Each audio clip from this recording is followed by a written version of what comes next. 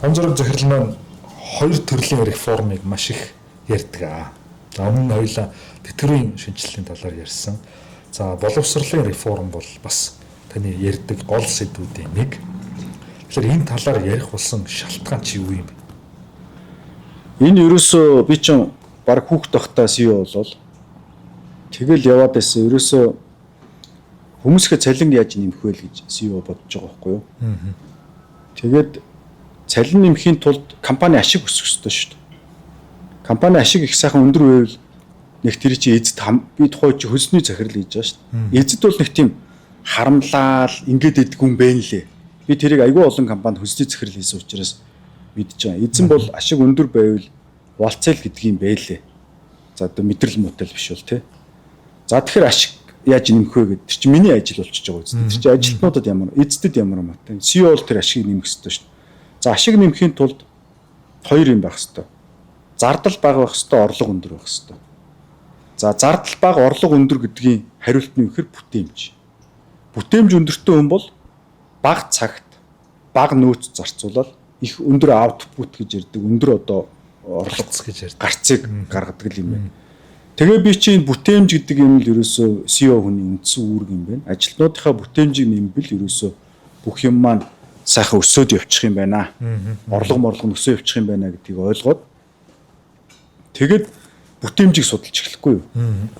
За тэгсэн манай нөгөө одоо ингээл Монгол улсын их сургуульч гэдэг юм уу ч гэдэг ихтэй сургуулиудаас гарч байгаа хүмүүсийг л ажилд аваад байгаа шүү дээ. Бүтээмж ямар ч ойлголт байхгүй. Бүтээмж гэдэг үг ихэнх нь амьдралтаа анх удаа сонсож байгаа байхгүй юу. Тэгээ нэг юм хөлсний ажил хийх ёстой. Тэгэл орой 6 цагтаа л одоо тарах ёстой л гэж л бодоод байгаа. Тэгээд эн чинь ерөөсөө 2 настай цэцэрлэгт ороод за 6 7 настай сургуульд ороод 12 жил нүдүүлээд 4 жил их сургуульд нүдүүлээд 22 настай хүүхд төгсөж шít. Бүтэн 20 жил Монголын боловсролын системээс ямар хүн гарах ёстой гэхээр би чи илүү юм капиталист өнцгөр харж шít.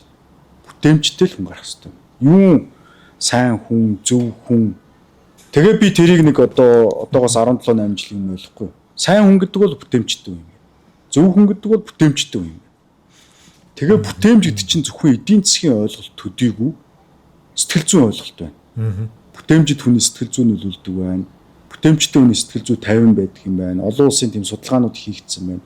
Дахиад зогсохгүй бүтээмж чинь философи ойлголт байна. Ерөөсөө хүнийг амьтнаас ялгаа бол оюун ухаан биш юм байна. Яг бол оюун ухаан чинь нотлогдох ёстой шин. Оюун ухаантай хүн гээд хатан дунд гүйж жагаад ой дунд гүйж жагаад өхөлтөр чи амьтан л ихгүй амьтнаас ямар ялгаатай юм.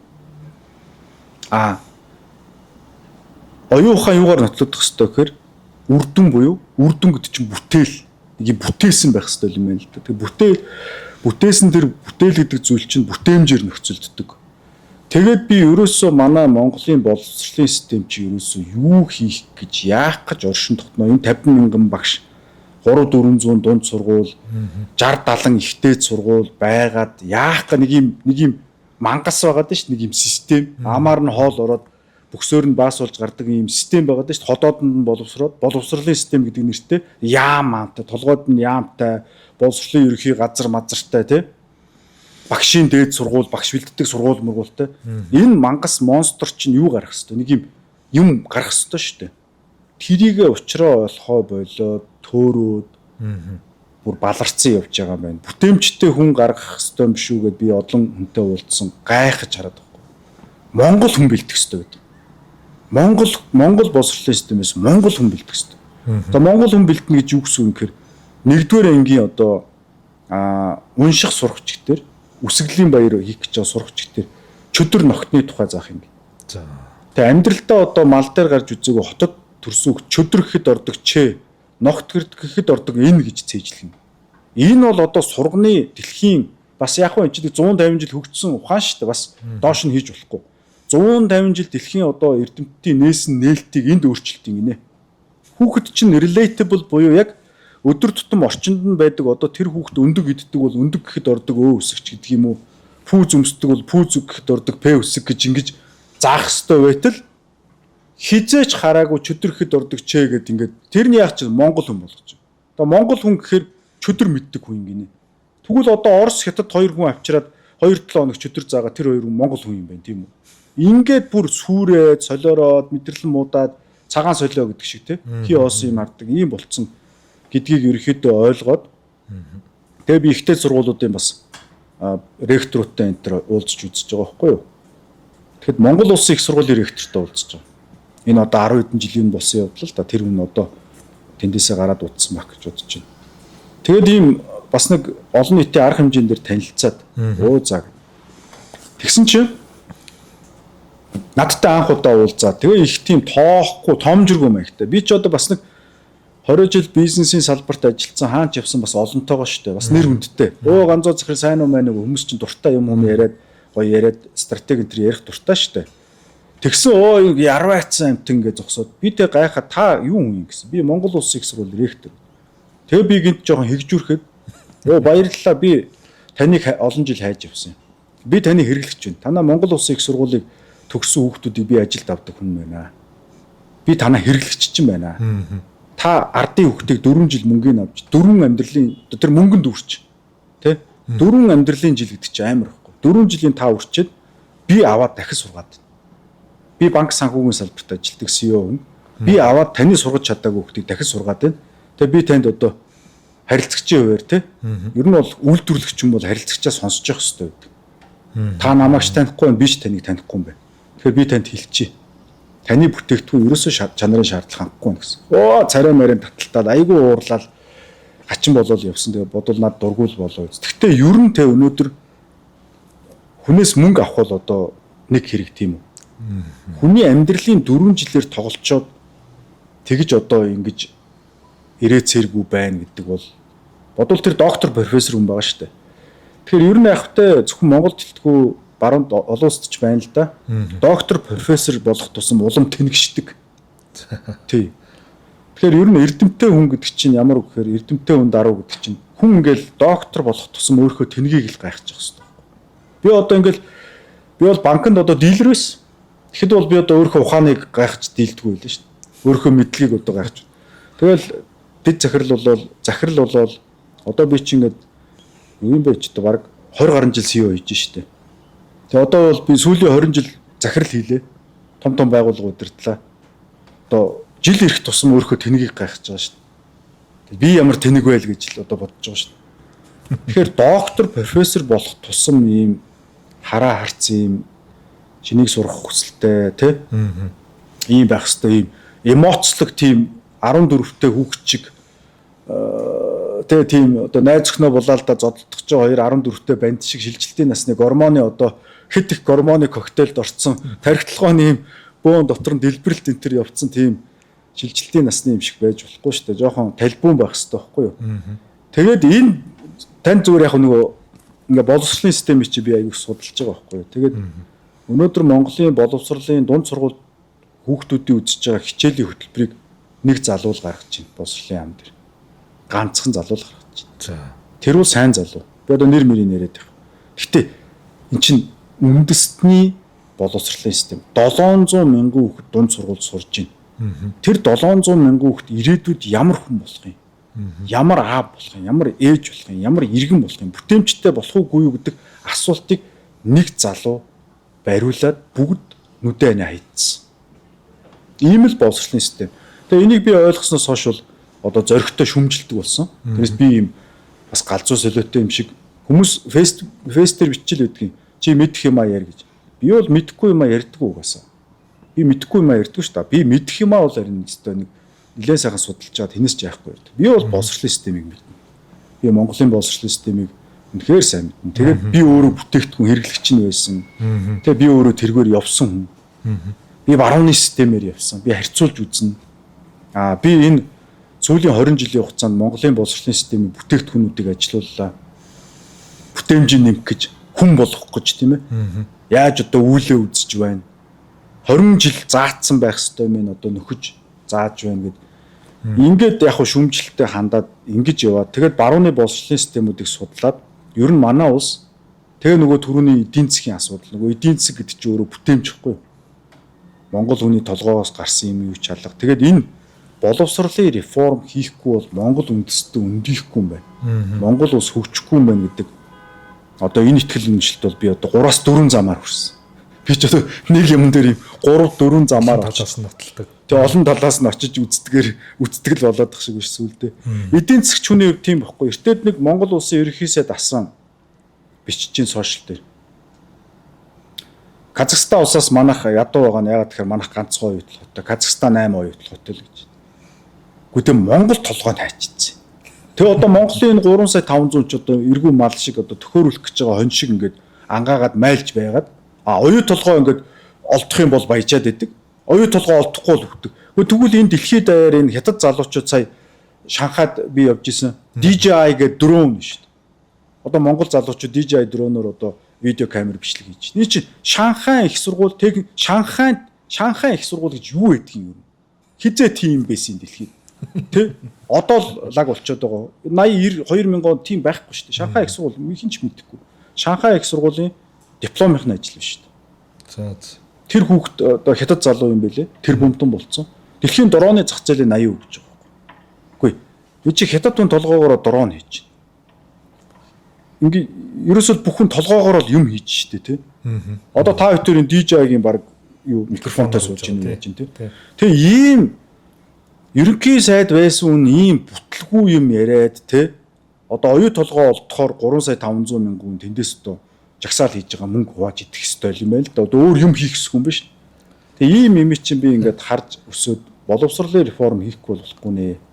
Монгол хүн одоо ямар нэг оюу толгой, ямар нэг эрдэнэт толгой, ямар нэг таван толгоогоос хамаарахгүй энэ гурван орд ингээд дампуураад унсан ч гэсэн өөрийнхөө толгоогоор дрон хийгээл, AI хийгээл, програм хийгээл, гой хувцас хийгээл та тий. Хувцас хийгээл гой нүдний шил гаргаал ч юм ингээл биллионер болдог ийм л юмыг хийдэг боловсролын системтэй болъё гэд зүтгэж байгаа. Тэгээ эцэг эхчүүд бол маш их өргөнөөр харин дэмждэг юм байлээ. Тэгээ ер нь боловсролын реформыг эсэргүүцдэг хүмүүс бол Монголын төрөл байгаа шин.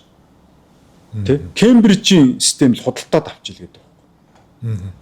Гэхдээ тэр чинь хувийн компанид үндэснийхээ хувь зээг атгуулж тэгж болох юм уу? Тэрний оронд Кембрижт мөнгөний төлөө нэг удаа төлөөд системийг авчи. Жил болгоо одоо ингээд хүүхдтэйгээ тоогоор фи төлөх юм гинэ. Тэгээ Кембриж их буруу болчихвол яах нэг удаа. Кембрижээс илүү Японы гоё систем гараад ирвэл яах юм. Айгүй бол Кембрижтэй очиод нөгөө манайхан буруу гэрээ хийдгээр алдартай. Айгүй бол очиод 50 жил мөлийн гэрээ хийж тэнхтэн штэ. Тэрнээсээ салж чаддаг. Бодвол нэг удаа нэг пи уулгацсанд нь баярлаа. Нүүдэлчд чинь хөрхи нэг тийм жоох юм үзээгүй хүүхэд чиг байхгүй жоох хүүхэд чиг чиклад өгчөөр баярлаад улсаа худалдчих гээд байдаг байхгүй юу?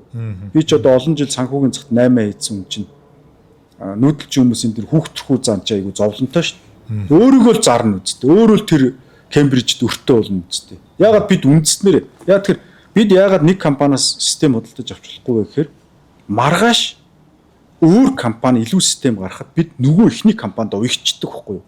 Тэгээ Монгол улсын хувь зээг авчиад нэг одоо Кембрижийн одоо хэдүүнтэй компанимтай зайлуул нэг 20 30 ажилтнтай 20 англи багийг авчиад даатгадаг тийм. Тэгэхээр үндэсний боловсролын тогтолцоо гэж байх хэрэгтэй л гэдэг. За тэгвэл дараагийн асуулт маань боловсралтай хүн гэж хэнийг хэлэх юм бэ анзрах зэрэглээ. Одоо Harvard гэдэг нэрийг л тэрний өмнө зураг авахуулаад тэрний үгтэй дипломыг барьж байгаа л сошиал дээр зураг авахуулчих юм бол бүх газрууд л урилгаар ажиллаач гэх юм шиг. Гэтэл асар их юм мэддэг ийм телевизийн шоунд ороод бүх асуултанд нь хариулж байгаа хүнийг мэдлэгтэй боловсралтай гэж үзэх гэж байгаа шиг. Тэгээд таны боловсролын системийн бүтээгдэхүүнийг хэрэгжилж исэн хүний хувьд аваад үзэхэд ямар болцсон хүнийг та энэ боловсралтай хүн байна гэд дахиж сурахгүйгээр сэтгэл хангалуун тэр хүнтэйгээ ажиллах юм бэ? Тэгэхээр яг хуу боловсралтай хүн гэдэг чинь юу юм бэ гэхээр түрүүн ярьсан бүтээмжтэй хүн байдаг. Бүтээмжтэй хүн гэдэг бол одоо бие дагаад өрхийн аж ахуйч эрхэлсэн компанид ороод ч ажилласан, төрд ороод ч ажилласан, төрийн бус байгууллагад ч ажилласан байлаа гэсэн цаг минут тутам ингээл юм гаргаал тавиад идэх хүн гэсэн үг. За ингээл юм гаргаад тавиад идэх хүн дээр хэд хэдэн юм ирж байгаа. Нэгдүгээр тэр хүн тэр гаргасан юм банк зараад идэг. Тэгэхээр санхүүгийн эрх чөлөөнд хүрчдэг. За ингээд Монголын 3 сая 500 мянган хүний бүтээж байгаа одоо энэ нэг жил те 26 онд 27 онд бүтээсэн юм болгоны бүтээгдэхүүн болгоны нийлбэрийн авах дээр зэрэг дотоодын нийт бүтээгдэхүүн гэдэг юм гараад ирж байгаа. Өөрөөр хэлбэл нэг хүний бүтээмжээс улсын эдийн засаг хамаардаг. За ингээ эдийн засгийн хувьд бол бүтээмжтэй хүн гэдэг чинь бол ялагч байна. Тэр хүн өөрөө санхүүг эрхчлүүлэнд хүрнэ. Тэр хүн улстай хувь нэмрээ оруулж байна. Ерөөсөө тэр. Одоо сошиал дээр Монгол үндэснээрээ бахархаж гэнэ гэж дэми олон юм бичиж суухаар юм бүтээл гэж байгаа байхгүй. Тэгэл тэр улс орноо хайрлаж байгаа тэргээр л илэрнэ гэж. За эдийн засаг талаас, сэтгэл зүй талаас. Одоо депресс, стресс, сэтгэл түгших өвчин, ганцаардлын хэв шинжээд орчин үеийн хотын өвчинд монголчууд нэрвдэж эхэллээ. Эннээс бол одоо сэтгцэн юм уугаад гарахгүй. Сэтгэл зүйчдэр очиж зөвлөгөө аваад гарахгүй. Юм бүтээж байгаа хүний далд хумсарт байдаг эмоц, энэ элдв шуурга, тэр айдас хүүц чинь ингээ зөв одоо тэнцвэрт байдалтай ороод бүтээгч таланд аваад ирэхтэр зэрэг хүн ялагч болоод ялагч болно гэдэг чинь үсгээр өөрийнхөө далд хумсарт байгаа тэр айдас хүүц стрессийг ялахыг хэлээд байгаа. Тэгэхээр ялдаг гол арга зам нь бүтээх байхгүй юу? Юу ч бүтээхгүй цалингийн төлөө ажиллаж байгаа мал шиг өглөө 9-6 цагт нэг юм дургуй шорон руугаа өглөө 9 цагт хөлөөж ирээд шоронд ирэх гэж байгаа хүн шиг. Ажиллаж байгаа компанида ёо яаж ажилдаа очно гэж бодоод ажил гэдэг чинь ерөөсөө л ийм нэг ийм урлан л байхгүй юу? Одоо нэг ийм ажилдаа дуртай мужаан ч юм уу, нэг гой хөгжимчин ч юм уу, нэг гой уран зураач юм. Ёо яаж одоо уран зураг зурнаа гэд хөлөө чирж ядаад өглөө 9 цагт ёо гээ ирээ. Тэгээ ирээд өөр байнга нөгөө урлангаа хараагаад тэгээ 6 цаг ингээд 4 цагаас цагаа харсаргаал 6:00 гэхэд үсэрч гарвал тэндээс уран зураг гарах уу? Гарахгүй. Уран зураг гарахгүй юм чи тэр зарагдах уу? Зарагдахгүй шүү дээ. Угаасаа сармайсан алтайсан юм хинч авахгүй шүү дээ. Тэгэхээр компани гэдэг чинь өөрөө бол урлан бохгүй. Тэгэхээр тэр урлан руу чи ингээд хүн юм бүтээх гээд ирэхтэр нөгөө стресс, айдас бүх юм байхгүй. Ялна. Ялж дийлдэг. Ингээд сэтгэл зүйн бүтээмжтэй байна гэдэг чинь өөрөө ингээд хамгийн чухал болж байгаа. Гуравдугаарт нөгөө түрүүн та бүхэн ярианыхын хэлсэн. Философи хүн гэдэг юм чинь бүгд өхөн хоноо бүтээл үлдэн шүү дээ. Хүнийг одоо энэ одоо зургаар нь те манай өвг дээд ч юм уу эмэг их маань сайхан хүн байсан юм байли. Хин тамаатай. Тэр ач гуучд бол түүчээр тамаагүй шүү дээ. Ийм юм бүтээсэн. Ийм компани одоо тухайн үед нөгөө бирж дээр бүх компани гарцсан. Энэ компаниг хөл дээр нь босгох гээд ийм бүтээгдэхүүн Zscaart гэдэг юм, Social Pay гэдэг мандал хуримтлал гэдэг ийм бүтээгдэхүүн бүтээж исэн юм байна лээ. Тэгээ тэр нь ингээд санхүүгийн зах дээр айгүй олон ширхэг зарагдсан юм байна лээ гэдэг. Энэ бүтээлээс ингэж нөгөө бахархлыг хойноо үлдээж идэг.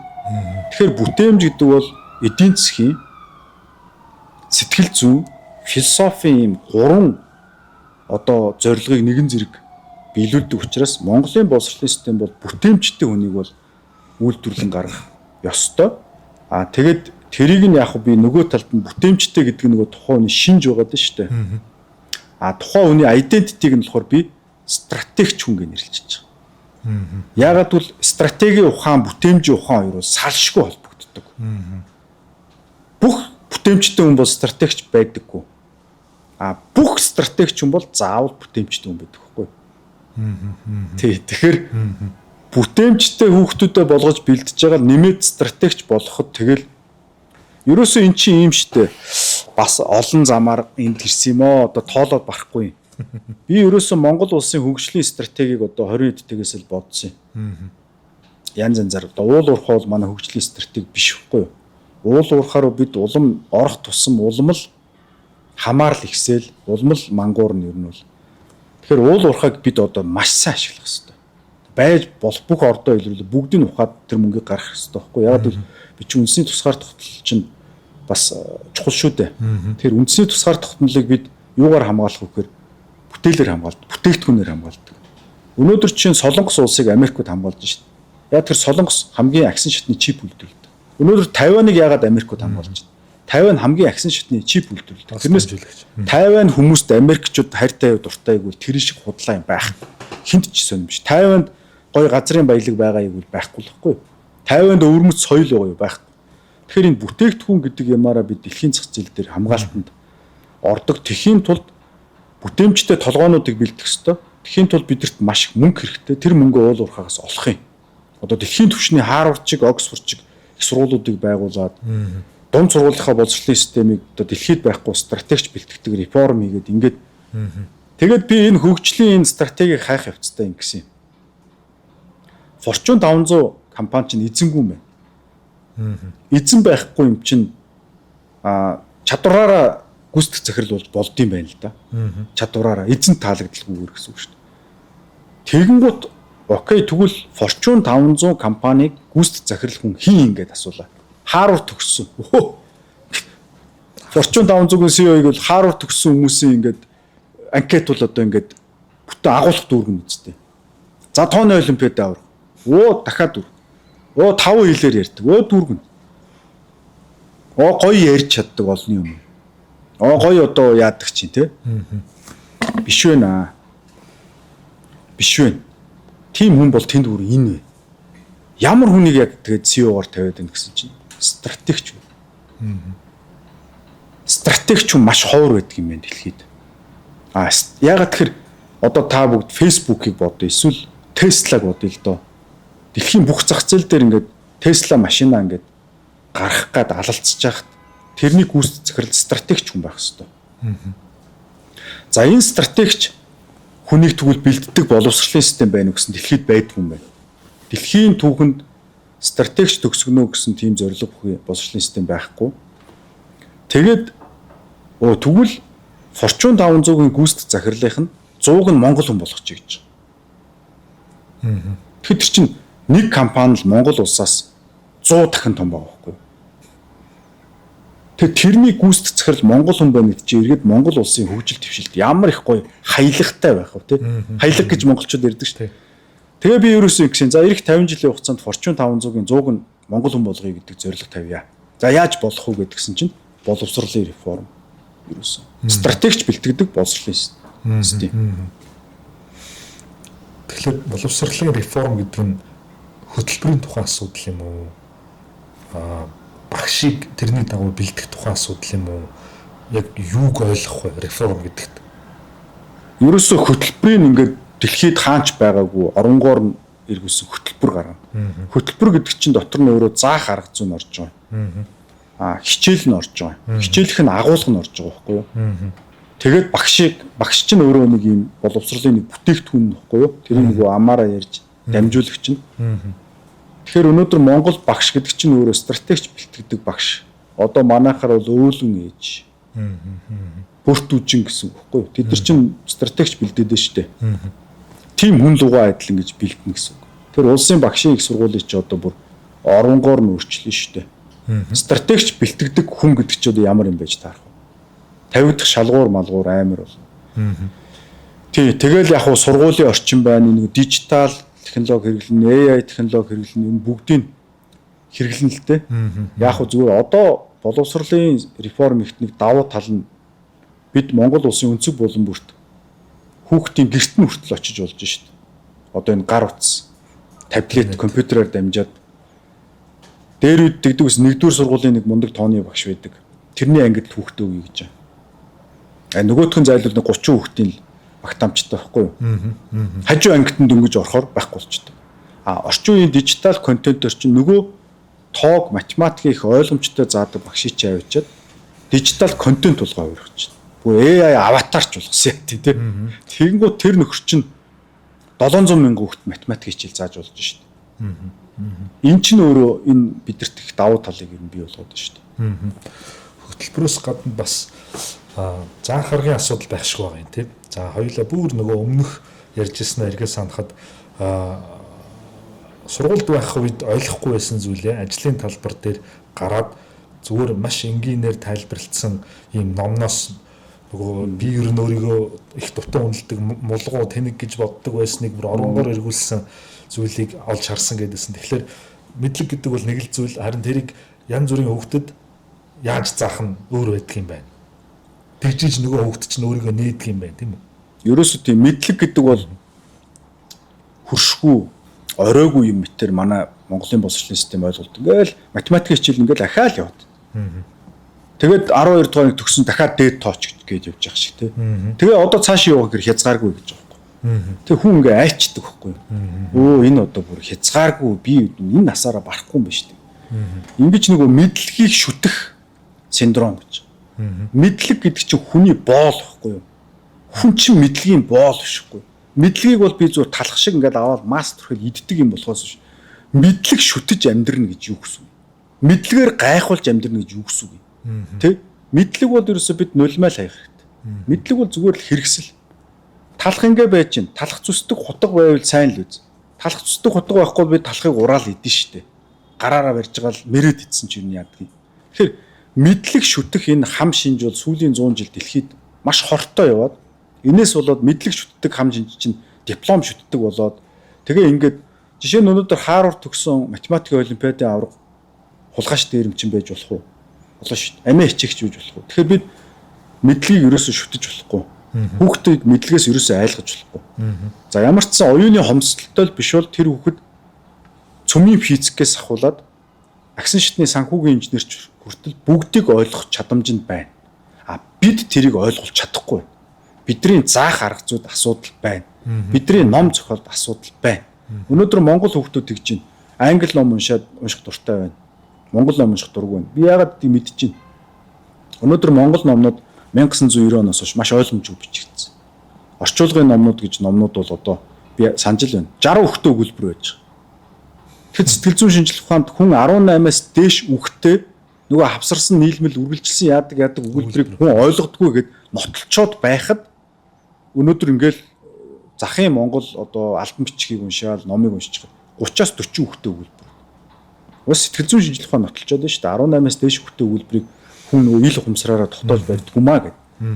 Тэгэхээр энэ сурах бичиг гэдэг чинь өөрөө маш нарийн юм одоо хүний жоохон хүүхдийн хүлээж авах тэр ухамсарт тохируулсан одоо тэр чинь өөрөө технологи явж байгаа хэрэгтэй байхгүй.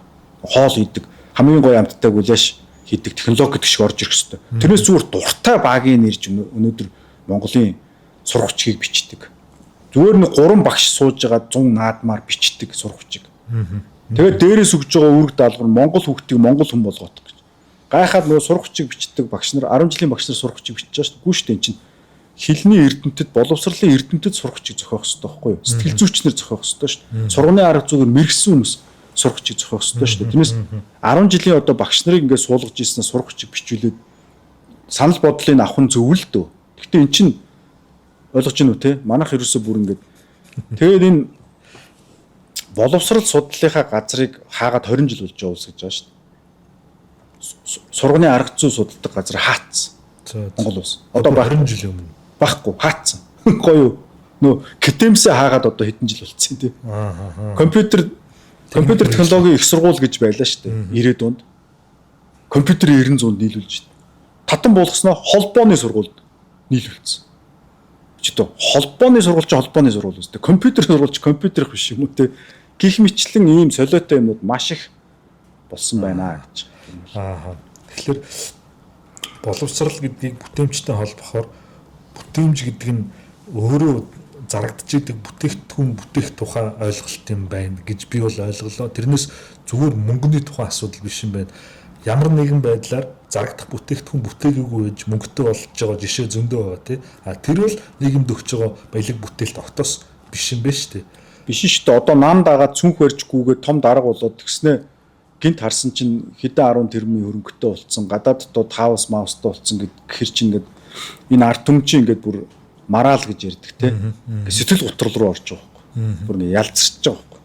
Яа тэр нэг үлгэрчийн үзүүлэх хэвээр төрийн дарга сайд нар нь бүгдээрээ ингээд намтар нь хуудуутай. Чи ингээд юм бүтээж явсаар гад. Ингээл эхлээд нэг жижигхэн магадгүй нэг аяг бүтээ. Тэгсэн нэг компаниг нэг алдагдлаас гаргаж ичиг тийм нэг салбарт нэг хэрэгтэй юм хууль ботлуулж ирэв. Юм бүтээж явсаар гад одоо тэр төрийн Монгол төрийн сайд шүү дээ. Зүгээр нэг дэлхийд байдаг 200 улсын нэгнийх нь төр бишгүй. Монгол төр шүү дээ. Чин дэлхийг стратеги ухаанаар байлдан дагуулж Аз Европыг нэгтгэж асан үндэсний төр байхгүй юу? Тэрний сайд дээр цүнх баригч хулгайчж суугаад 36 жил явчих дээр чинь зэрэг ингээд бүр баримжаагаа алдаад ингээд их сургуулийн ректорудаас хулаа дунд сургуулийн багш нар хүртэл ингээд ард түмчин ингээд баримжаа алдаад ингээд юу харж юу дагахаа мэдхөөл ангаачж байгаа байхгүй. Тэгээ энэ жил үндэсний аюулгүй байдлын хамгийн том аюул занал хэлж энэ болчиход байгаа байхгүй. Нам дагсан цүнх баригч нар. Зөв. За та маш олон жилийн өмнө боловсролын реформын тухай ярьж эхэлсэн. Одоо болтол ямар нэгэн алхам одоо төр засгийн зүгээс буюу хамгийн гол шийдвэр гаргах ёстой энэ шинжилэлд манлайлан оролцох ёстой хүмүүсийн хувьд тийм хуруугач хөдлөсөн гэхүү урагшлуулсан алхам хийгдэхгүй байгаа шалтгаан нь юу юм бол? Гэхдээ ерөөсөө тэгэл сайд болцоход юм өгөх гэж байгаа юм шиг. Баахан юм хор хотгоод сайд болонгуудаа боловсролынхаа ажлыг хийх болчихно. Боловсролын би одоо нэлээд хэдэн сайдтай ажиллаа шүү дээ. Яг сайд болохоос өмнө бол тэр боловсролын сайд болохын төлөө өгөх гэж байгаа юм шиг зүтгэж байна. Одоо нэг хүнээр бол нэг хүүхэнд одоо бараг л гадаа нь бараг л одоо гал мал түлээл зүрхээр гардаг. Зүрхэн хэлбэртэй гал мал асаагаал гитарт нь өдөржин шүнжин дуу мууд бол авд сунгуудаа одоо өдөржин шүнжин нүдэ зодоод эхэлж байгаа юм шиг ийм л. Тэгээ би одоо сэтгэл мэдрэлийн өвчтөе хүмүүс байдаг юм болов. Тэгээ тэр боловсролын салбарт хайртай хүмүүс бол биш. Зүгээр яг уу сайд болох хүсэлтэй. Тэгээ аль юмны сайд болвол арай амархан байна гэхэд боловсролынх нь харагддаг ч юм уу. Тэгэл тийшээгээ зүтгэдэг юм. Тэгээ боловсролын реформ хий гэж энэ ажлыг бол боловсролын сайд хийхгүй юм байл л дээ. Ерөнхий сайд хийх үүрэгтэй юм бэл.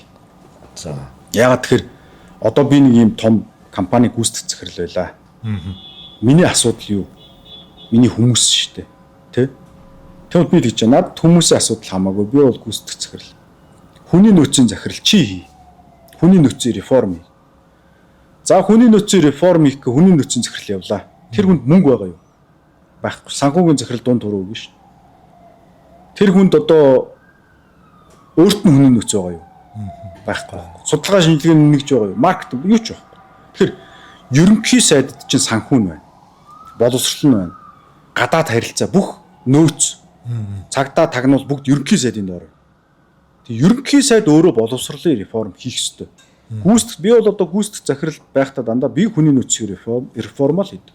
А хүний нөөцийн захирал бол тэрний нэг хэрэгжүүлэгч нэг жил байна шүү дээ.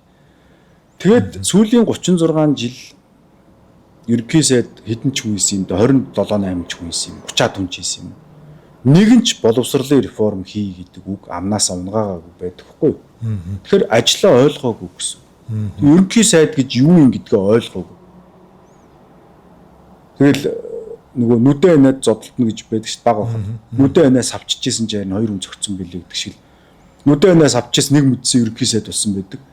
Одоо яах вэ гэсэн унах цаг болсон л байдаг. Ийм л эмгэлэлтэй. 36 жилд бол одоо 5-аас 6 реформ хийх хугацаа байхгүй юу? Одоо бид 5 дугаар үе дээр явж явах хэрэгтэй байсан.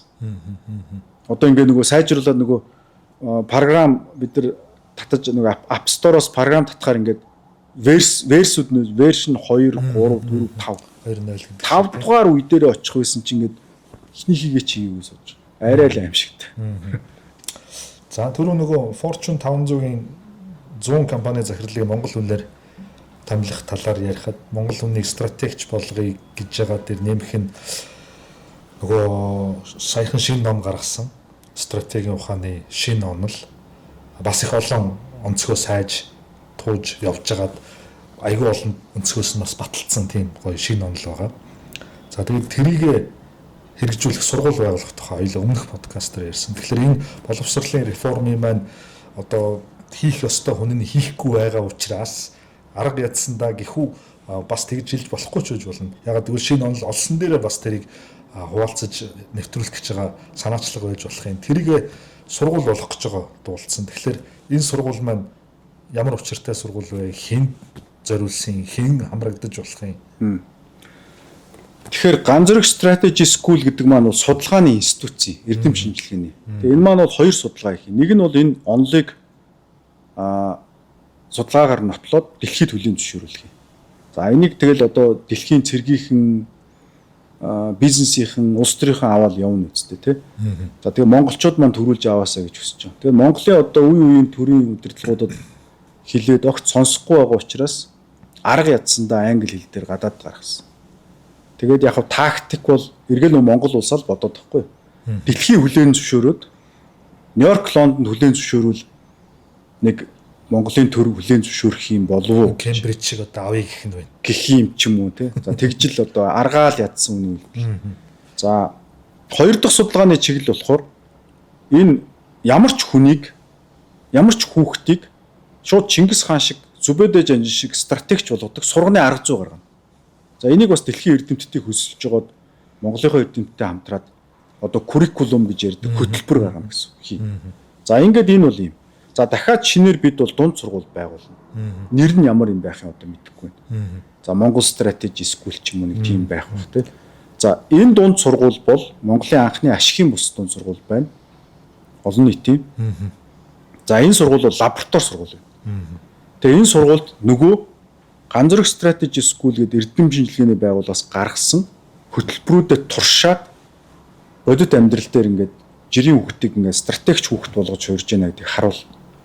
Тэгээ нотлогдмогц энэ стратегийн дунд сургуульд гарсан бүх одоо энэ хөтөлбөрийг Монголын бүх улсын дунд сургуульд бол үн төлбөргүй өгнө. Мөнгө төгрөг авахгүй. Үн төлбөргүй. Тэгэхээр одоохондоо далдганаад энэ тэндээс одоо төсвийн мөнгийг алдагдлалд оруулж юм авчлгүй хүлээжээ гэж би бол хэлэх гэж байгаа. Төр засгийн тайван байж. Яг энэ бол маш их мөнгө шаардна. Маш хугацаа шаардна. Гэхдээ ямар ч гэсэн одоо шүд зуужаад одоо би ч одоо нэг бизнес салбарт 25 жил ажилласан. Тэгээд даавна гэсэн бүх юм ал давж идсэн. Энийг бол одоо даавна гэсэн юм бас ард түмнийхөө хүчээр жигүүрлээ. Тэгээ олон түмэнд тусалдаг юм дөө. Ганцаараа үзнэ гэж явах те. Монголын олон эрдэмтэд хандж байна. Дэлхийн өнцөг булан бүрээс Монголын эрдэмтэд бичиж байна. Одоо их орныхоо төлөө яаж зүтгэх вэ? Наадах чинь зөв зав байна. Ийм л юм хүсэжсэн. Тэгээ ийшээ одоо яаж ажиллах вэ? Хэлээл гэж. Тэгээ ингээд зохион байгуулалтанд оруулаад одоо ганц мод гал болохгүй гэдэг шиг бүгдээрээ нийлээд ингээд явъя л гэж. Тэгэх юм бол бид дэлхийн анхны шууд стратегч 18-тад стратегч болж төгсдөг ийм боловсролын системтэй л бол. Тэгээ мэдхгүй энэ одоо 20 30 жил хийж явах юм уу? Тэгэл хизээ дуустдаг тэр үед нь л тэр болтол үзэн дээ. Нөгөө боловсралтай хүн гэж бүтээмжтэй хүнийг хэлнэ гэхээр эргээд өөр дөрөө бодоход ч тэр Монголын боловсролын системд заагдж байгаа зүйл бүтээмжтэй байх тал дээр тун ховор юм шиг надад одоо санагдаж байна л да. Гэтэл тийм боловсролын системтэй байгаа үед өөрийнхөө хүүхдийн ирээдүйд арай өөрөөр төсөөлж байгаа илүү бүтээлч, энтерпренeur, стратегч нэгэн болж төлөвшөөсэй гэж хүсэж байгаа ээж аавуудад ямар зөвлөгөө өгөх вэ? За нэгдүгээр 9-өөс 12 наснд бол хүүхдийн шийдвэр гаргалт. Бие дааж шийдвэр гаргах тэр юу бол төлөвшдөг. Тэгэхээр манай ээжүүдийг харж байхад аав нар ч гэсэндээ ингээд хүүхдтэй одоо тэр малгайгаа өмс, энэ гутлаа өмс, энийгээ тэг, тэрийгээ тэг, тэрийгээ одоо их гоё аав ээж байна гэж одоо аргаазам аваад байгаа шүү. Тэгээ та одоо 35 настай танаа хүүхд чинь их нэртэйгээ юм нөхөртөөгөө хэрэлдэхэд нь хажууд нь одоо суух гэдэг шүү дээ. Тэгээ одоо тэгж ил одоо ингэж хэлэх гээд байгаа юм ааш. Тэгэхээр ерөнхийдөө бол 9 нас хүрэхэд нь одоо зайлаад өг гэж байгаа байхгүй юу? Одоо сайн аав ээж бай гэж байгаа. Тэгээ бие дагаад шийдвэр гаргуулаа. Тэгээ энэ үедээ ингээд хүн өөрөө бие даад шийдвэр гаргаад шийдвэр гаргалт гэдэг чинь өөрөө нэг бол гоё хариутай, нэг бол гашуун хариутай шүү дээ. Гашуун хариуг мэдэрж ийж, цогцолтыг мэдэрж ийж илүү сайн шийдвэр гаргадаг болно шүү дээ. Тэгэхээр одоо ороолтоо өмсөхгүй гараад хоолоогоо хөлдөөчих байх гээд бараг л ороолтыг багалж өгöd хар чинь одоо тэгээ 35-таад нь одоо яах гээд байгаа юм бэ л гэж байгаа байхгүй одоо компани тэр хүн чинь ажил хийн нийгмийн шуурганд орно тэгэхээр хажууд нь зуваад бас бамбай өрцөн суучих юм уу гэж тий. За нэг ийм юм байгаа. Шийдвэр гаргалтыг төлөвшүүлэх тал дээр ер нь бол Монгол эцэг бол хүүхэд хүмүүжүүлэх тийм уламжлалт соёл байхгүй. Ягаад тэгэхээр нүүдэлчтэй стратегч төрдөг шүү дээ дэлхийд. Яг нүүдэлчд стратегч болдог гэхээр Монгол нүүдэлчин аав ээж агуу сурганы ухаантай ямар ч холбоогүй. Энэ ерөөс ахуйтай холбоотой. Ерөөс 5 настай 3 настай гадаа гараад тэр нэг ухан ишгэнд мөргүүлж унаал тэгэл ишиг хурга одоо угч хүүлээл ингээл өөрөө 6 настайгаас хурдны морь унаал хүүтэн цасан шуурган дундуур халуун наран дундуур мал хонд яваал хоньны ээлжинд хонд яваал ингээл ерөөсөө усанд яваал эмнэг адуу сургаал ингээд энэ хүн бол стратегч болдог байхгүй юу?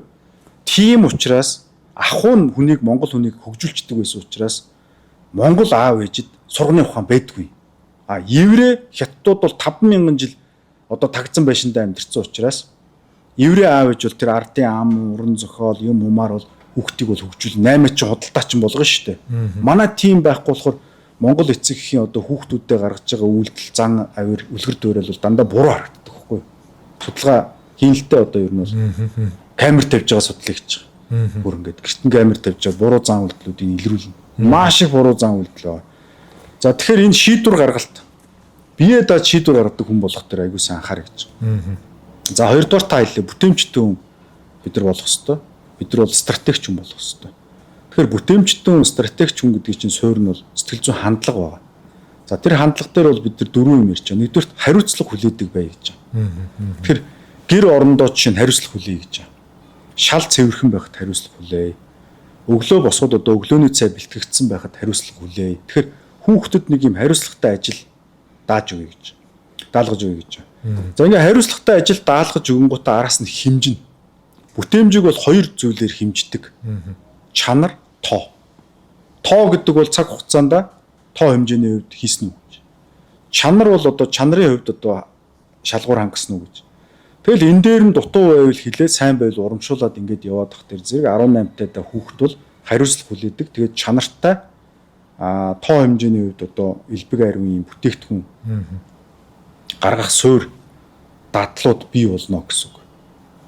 За тэгээд дахиад хүн бол өгөгч авагч гэж төрдөг. Хүүхдүүд бол авагч байдаг. Тэгэхээр өгөгч нь дахиад дотор нь байгааг ингээ хөгжүүл. Хүмүүст ингээ юм өгчээ. Тэ? Хүмүүст юм өгчээ. Авсантайгаа тэнцүүл, авсныгаа даваад өгчээ гэдэг энэ ухамсарыг зааж өгнө. Тэгвэл энийг манайхан Монгол эцэгчүүд аяг их ялрахдаг. Би чиний төлөө хуруу humсаа хуглан одоо шорон мэт үзэн яддаг компанид ажиллаж гин гэдэг ойлголтыг гэртээ өгч идэв. Эндээс ерөөсөө зөв хүн бий болохгүй. Би аав ээж хоёр нь энэ явж байгаа ажилдаа үнэхээр дуртай. Яг бол энэ ингээд ажил дээр бид ийм бүтээдэг. Энэ бүтээлийг бол манай энэ харилцагч нар авдаг. Тэгээ манай харилцагч нар баярлаа гэж хэлсэн. Манай захирал намайг мундаг байна гэж хэлсэн гэж ийм гэр оронд. Ер нь ингээд та бодохоор дандаа буруу юм ярьдаг угаас гэртээ. Тэр нэг юм ингээд. Чиний төлөө тий. Чи одоо аав ээжигээ одоо хөгшин болохоор хараараа асраараа яагаад гэвэл ерөөсөө бид нар чинь чиний төлөө л амьдэрсэн. Энэ бол маш буруу. Муухай дарамт тий. Маш муухай дарамт үр сансан асар тийм атхаг тий арчаагүй амиа хичээсэн нэг тийм утгагүй өр тааш нэг тийм дуусшгүй одоо ийм өр авлахын сүлжээ юм уу хайш тий. Тэгээ миний хүүхд ингээ гоё юм бүтээ хий гэж ингэж би бол бас ингээ гоё юм бүтээдэг хамт олонтойгоо ингэж яриад л хүүхд чинь маш цовоо цэрэглэн өөртөө ихтэй ийм хүмүүсийг хардсан сэрдсэн биш ийм хүмүүс бол. Тэгээд одоо манай эцэгчүүд одоо чи манай компани дээр ч хардаг. Залуу 22 3-тай залуу ажилтнууд орж ирнэ шүү дээ. Асуудаг байхгүй юу? Аав чи юу гэж юм. Хүний компани төлөө бити ажиллаа. Орой 6 гэл ерөөсө шууд гарч ийн миний хүүхд. Ямар аимшигтай хорлол вэ те. Тэр хүүхэд чи яг одоо сууж чаддаг насан дээр байгаа байхгүй юу? Тэр хүн чинь 40 нас хүрээд 50 нас хүрээ сууж чадахгүй нуруу хөлн хүзүү өгшин хөлн татаад чадахгүй. Одоо суудаг суух чадвар ачаал аврагтэр нь суулгаад юмын бүтээлийн гаргуулад ажлын сургаад тэгээд 30-та 40-т ургацаа урах хэрэгтэй байтал одоо ингээд сургацсан хүүхд чинь 40-т цагаа хэмжүүлээд хэл. 40-т өмнө чинь одоо компанид дархлагдсан ажилтан болцсон тэр 6 мургаан цаг хэрэггүй болох хэрэгтэй байхгүй юу? Уг нь. Тэгэхээр угаасаа чадаагүй хүний чинь жинхэнэ хэмжин. Тэгээд энэ аяйгүй асуудалтай. Ингээд ийм буруу юмнуудаа ерөөсөө одоо зөвлөгөө өгч штэ. Монгол эцэгчүүд буруу үлгэр дуурайл ерөөсөө үзүүлгээ болоо. Бити үгдэхээ урдуураараа баг амруу каш халбагдаж өгөх гээд бай. Ингэснээрээ та нар одоо бүр ийм зомби бэлдэх гээд байна. Тэгээд тэр өгөгч болгоо. Бүтээмжтэй хүн болгоо. Тэгээ аливаа асуудлыг нөгөө хүний нүдээр харах. Тэр дадлыг суул. Тэгэд ингээ хүүхдтэйгээ цуг явж явахдаа за би ингээд найздаа ингээ хэлсэн. Миний нүдээр бол одоо манай найзд бол ингэж харагдсан. Гэтэ би найзынхаа нүдээр харсан чи би бол ингэж харагдсан юм байлээ гээл ингээд хүүхдтэй хажууд яриа лээ. Тэгвэл хүүхд чи ингээд сонссоор байгаад би бол аливаа асуудал юмс үзэгдлийг зөвхөн өөрөө хоёр цэхрээр биш нөгөө хүнийхээ нүдээр бас ингэж хардаг байх хэрэгтэй юм байна. Ингэх юм бол одоо Монголын чинь гэр бүл салалт 30 жил 40 жилийн дараа одоо чинь одоо 50% байгаа юм чи 5% руу борж буун штэ. Ерөөсөө энэ бүх гэр бүл салалтын чинь асуудал нөгөө хүнийхээ нүдээр харж чадахгүй нөгөө эхнэрийнхээ нөхрийнхөө нүдээр асуудлыг харж чадахгүй байгаас үүсэж байгаа байхгүй юу. За нэг иймэрхүү нэлээд жоохон дэлгэрэнгүй зөвлөгөө өгчлөө. Угаасаа тэгхэн зүйтэй байх гэж бодож байна. Тэгээд тэрнтэй холбоотойгоор асуухад Энэ боловсралтай холбоотой ялангуяа хүүхдийн төлөвшил болон боловсралтай холбоотой асуудал дээр эцэг их гэр бүлийн орчин маш чухал юм шиг таны ярианаас ойлгогдлоо л доо. Яг л саяны өгсөн зөвлөгөөнүүд багшийнхаа үгийг сонс гэсэнгүү, ном унш гэсэнгүү эцэг их хүүхдтэйгээ юм ярих тухайл яриад байна. Тэгэхээр хоёулаа бас өмнө ярьж байсан. Ерөөсөө хүний хүүхдийн төлөвшил гэдэг нөгөө боловсролыг ярьж байгаа ш 70% нь гэр бүлийн орчин гэж. Тэгэхээр өнөөдөр Монголын эцэгчүүд магадгүй арай жоохон боломжтой цалингийн зээл энэ төр авж байгаа хүүхдээ хувийн сургуульд өгч ин төлбөртэй. Тэгээд дараа нь дахиад яална гэж. Би чамайг ийм төлбөртэй хувийн сургуульд явуулсан. Тооны сонгонд явуулсан. Чи тоо сурсангүй л гэдэг. Биш ээ. Хүүхэд чинь сайн хүн болоход 70% нь эцэг танаас хамаарна. Тэгэхээр 70%-ийнхаа ажлыг нойллож хаяад 30% дээр нь хувийн сургуульд оруулсан, тооны ангид оруулсан гэж ял нэхэр чинь тэгээд балардгийн байгаа үст тий. Өнөөдөр бас тим юм бас их явж байна. Олимпиадаар л явуулъя гэдэг. Олимпиадаар бас хитрхи их явуулах чинь осолтой. Яагаад тэгэхээр манад хүүхэд олимпиад төрүүлчихвэл би тэгдэв найзуудаа болгоомжлол яана гэдэг. Тэгээ манай найзууд гайхаагүй чи манай хүүхэд тооны олимпиад төрүүлчихэд байх чи яана гэж чи ямар атаарахгүй юм бэ гэхгүй. Би айгүй болгоомжлж яагаад манай хүүхэд олимпиад төрүүлчихээр Америкуудаас ялгаатай чи ухаантай болчлоо гэж хэлчихдэг байхгүй юу? Америк бол хүүхэд тооны олимпиадын авраг ингээд энэ хүүхэд тооны олимпиадын авраг гэхэд тэнд сууж байгаа нэг ч хүн тоохгүй. Oh, very good тэгэл сууж байна. Hard job энэ төр гэл те. Чи сайн ажилласан байна тэр. Шинч you are intelligent гэж хэлэхгүй. Хизээч тэхгүй. Америкууд энийг ойлгодог. А Монголд бол зүгээр шууд тарих руу наваачаад маа гэд балиуслж байгаа юм шиг юм хийж байгаа. Маш ерөнхий нэр 12 настай хүүхд яаж ухаантай байх юм бэ? 13 настай хүүхд яаж ухаантай байх юм бэ? Чи 13 настай хүүхэд. Тэгээд одоо чинь за гэрэлт одоо эсвэл гам зөргөө чи өстэй айгу мундаг ухаантай залуу шиг үл чи битэр тоохгүй шүү дээ. Гүүгүү би ухаантай биш. Гэхдээ яг хаа одоо бас нэг магтсанд баярлалаа л гин шүү дээ. Тэрийг жишимч хүлээж авахгүй байхгүй. 12 та хүүхэд чи ямар ч хамгаалтгүй эмзэг ийм хүүхдэд чи ухаантай гэж хэлчихэр хүүхд өөрийгөө ухаантайгаа удчихдаг байхгүй. За тэгээд хүний суурил ямар ч эрдэмтэн доктор, ямар ч Монгол улсын ерөнхийлөгч хэдэн ч настай 60 70 хэдэн ч настай хүн суурил хизээ эхэлдэг гэж би ухаантай гэж бодоход тэгэл доошо. Тэгэл амьдрал юу тасралтгүй доошо. Яг тэр цагаас хойш бүх юм бузар булаа юм болж байна. Яг тэр миний ярьж байгаа юм хүмүүс сонсох хэрэгтэй. Миний бодсон зүйл бүх зүйл үнэн. Энэ хүний зүйл худлаа. Яг бол би энэ хүнээс илүү эн чинь дандаа нөгөө стратегч хүний эсрэг юм ярьж байгаа байхгүй. Дандаа бусдыг доош нь хийсэн, доромжилсан, өөрийгөө илүүд үзсэн. Ингээ энэ хүн найз хөдгөө болно. Тэгээ архинд орцсон юм жидэг. Чи ягаа архинд орцсон гэхтэр зэрэг би дэндүү ухаантай учраас намайг монголчууд ойлгохгүй. Би тэр нь тэгдэг. Гүг. Чи ухаантай хүн чинь өөрийгөө л бусдад ойлгуулдаг хүнийг хэлнэ шүү дээ. Чи харин өөрөө тэнэг учраас бусдад өөрийгөө ойлгуулж чадаагүй юм биш үү гэдэг ийм асуудал руу очдөг. Тэгэхээр тэр хүүхдийг ерөөсөө тэгж хамаагүй магтаж болохгүй. Сайн ажилласан байна. Хичээх хэрэгтэй. Чи тэгтээ хинч биш, юуч биш. Чи илүү их юм сурах ёстой л гэж чаленжилж явах ёстой болохоос юу ярьж байгаа дурч хоёлаа. Математик руу тас оролцоо байх ёстой тухайл ярьсан. Тий, эцэг эхийн хувьд бол эцэг их өөрөө энэ хүүхдтэйгээ сайн ажиллах ёстой, ярих ёстой гэж чинь. Тэгэд би хэллээ. Буруу оролцоо гэж мөгтөөжлөхгүй. Буруу яриа, буруу үг бол зүгээр байхгүй байснаас хортой. Зөв үг, зөв яриа бол одоо тэр 70% гэдэг чинь үнэхээр мундаг шүү. Тэгэхээр гэр бүлийн орчинд бол боловсролын 70% явж байгаа гэдэг дахин сануулж хэлье гэж бодож байна. За сүүлийн асуулт. Ягаад ч юм нөгөө сая би хар залгаараа захирал болцсон гэж хэлсэн. Нэгдүгээрт, хоёрдугаарт боловсролын байгууллагаас гарч ирж байгаа гарцуудыг ажилд авсан хүн дахиад сурах хэрэгтэй боллоо гэдэг үгнээс чи үндэслээд ярихад боловсролын систем маань хангалттай биш байгаа учраас тэр хүүхэд сургууль төгснөхийн дараа үнэлэгдэж чадахгүй байна. Сургууль төгснөхийн дараа хангалттай цалингаа авч чадахгүй байна. Тэрнтэй уялдуулаад хуримтлал хийх тухайн асуудал нь хоошилж гэх мэт ингээд маш олон зүйл хоорондоо логиктой юм шиг санагдлаа л да. Тэгэхээр боловсролын систем сайн байгаад нөгөө хүн маань гарц сайтай, бүтээмж сайтай энэ хүн болж төлөвшөх юм бол үнэлэгдэх талаасаач, мөнгө олох талаасаач, хүлээн зөвшөөрөгдөх талаасаач аюул олон зүйлийг шууд эхлэх боломжтой байна гэж бодогдлоо. Боловсролын реформ хийгээл бүтээмжтэй стратегч хүмүүс гаргаал ирэнгүүт тэд нар чинь бүтээгээл юм бүтээгээд эхлэхээр тэр нь зарагдаад эхлэхээр цалин өссөн их орж ирэл тэргээрээ нөгөө тэтгэврийн одоо сангийн алдагдлыг нөхөөл хуримтлалаа бий болгоод тэгэнгუთ тэтгэврийн реформ эндээс нь орж ирэл хөрөнгөний зах нь хөгжөөл топ 100 компанид нөгөө өндөр бүтээмжтэй өндөр цалинтай хүмүүс хувьцаа эзэмшигч болоод ингээл ерөөсөө нэг 20-30 жилийн дотор бид нар Аз байтугай дэлхийд гайхагдсан юм агуу реформ хийсэн ардчлалын жинхэнэ баян үлгийг капитализмын ноён өргөл тэгээ яг Монгол шиг ингээ гаццсан 100 гаруй улс байна л да. Нөгөө олон улсын валютын сан дэлхийн сан нөгөө Харвардын эрдэмтдийн зөвлөгөөг тэр доторчийн боловсролын одоо та нар ингээ олон улсын валютын сан Дэлхийн банкны зөвлөгөөг сонс. Тэнд боловсролын реформ хийгээд дэлхийд тэргүүлэгч стратегичийг бэлтжээ. Тэтгэврийн реформ хийгээд топ 100 компани хувьчилж байгаа гэдэг зөвлөгөө чинь байхгүй юу?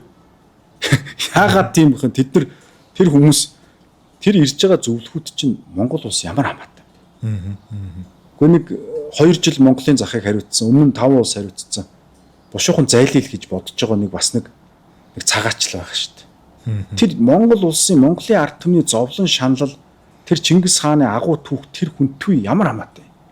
Тэнгуут тийм хүнээс ингээд зөвлөгөө хараад ангаагаад манад эн чинь үлдээд хүүхд чухтаа төрүүлээд энд ингээд хідэн үеэрээ амьдрах гайгүй байхгүй юу? Ирээл энд нэг Улаанбаатартай нэг холоос компьютерийн цаанаас Excel дээр хідэн тоо зогсноо энд нэг олон улсын валютын сангийн мишн гэл нэг юм 10 хүн ирээд нэг 3 хончоод Монголын дарга нартай уулзаа буцаж чад. Түй ямар. Тэр залуучууд ихтэй зөв шттэ. Тэгээ бас нэг Монголд ирсэн зөвлөгөө өгөх гээд салгалаад явж байгаа нь сайн л биш шттэ. Гэхдээ тэдний зөвлөгөөг сонсч улс хөгжүүлнэ. Тэд нар ер нь улс хөгжүүлдэг тийм стратегч нар муу юм уу? Тэгвэл дэлхийн том глобал корпорацийн CEO хийхгүй. Аль нэг улсын ерөнхий сайд хийхгүй. Үгстэй ээж олон улсын валютын санд эдийн засгийг явуулж байгаа. Тийм биз дээ. Стратегч хүн тэнд тэгж байж тогтохгүй шүү дээ. Тэгэхээр бид ер нь одоо энэ 36 жилийн солиорлосоо цалаад боловсролын реформ, тэтгэврийн реформ гэхэд бид 120 улсад зөвлөгөө өгч болж байна. Ерөөсөө бид дэлхийн Харвардын эдийн засгийн сургуулийг цогсон хөгжлийн эдийн засгийн том их сургууль байгуулж болж байна. Харвардын эдийн засгийн сургууль чадсангүй шүү дээ. 40 жил зөвлөгөө өглөө шүү дээ. Чадсангүй шүү дээ. Одоо бүгд тодорхой энэ Монгол улсын цонхоор харалтаа. Энэ төгжрлийн аимшиг юм те. Тэгэхээр бид маш олон юмар дэлхийн төв болж болох гээд байна. Ер нь энэ анх удаага биш шүү дээ тий. Өмнө нь хийгдчихсэн зүйл. Өмнө бид нар хар хорныг төв болгож л байсан. За маш их баярлалаа. Тэгээд бидний ярилцлагыг сонссон эцэг их байвал мөн англиар уншиж чаддаг хүүхдүүд ч байсан би Ганзо Захирлын маань гаргасан тэр стратегийн номыг олж заавал уншаасаа гэж рекоменд санал болгож байна. Дээр нь мөнгөний менежмент гэдэг номыг бас уншаарай. Учир нь тэр номыг уншсанаар мөнгөтэй хүн мөнгөгүй байсан ч хуримтлал үүсгээд түүнийг яаж өсгөх боломжтой байдаг, тэр өсгөх процесс яаж явагддгийг маш ойлгомжтой энгийнээр зааж тайлбарласан ийм ном байж байгаа. За ингээд та бүхэнд баярлалаа.